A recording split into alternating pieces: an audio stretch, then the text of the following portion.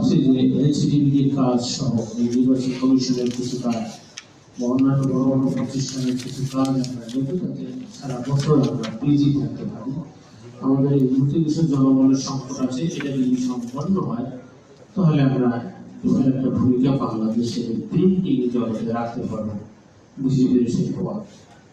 তো সেটা একটা আমরা চেষ্টা করতেছি। আর কোরআন শরীফ আমরা বিভিন্ন ভাষায় চেষ্টা করতেছি, উর্দুতে, ফার্সিতে, আরবিতে। কিন্তু আমি একটা জিনিস খেয়াল করেছি যে আমাদের উপজাতীয়দের যে ভাষা, তাদের ওই ভাষাতে আমরা এখনো পাই। আমাদের বাংলাদেশে বেশ কিছু উপজাতি আছে, চাকমা, মণিপুরি, মারমা, এইসব উপজাতিতে যে ভাষাগুলো আছে, এই ভাষাকে কালেক্ট করে এক্সপার্ট যদি পেতাম তাহলে কিন্তু আমি এই ভাষায় আগে শুরু করতে পারতাম। তো এরকম কোরআন শরীফ জানি না এরকম এক্সপার্ট আসলে ওই ভাষাতে নেই, ওনারা অন্য ধর্মের অনুষ্ঠান।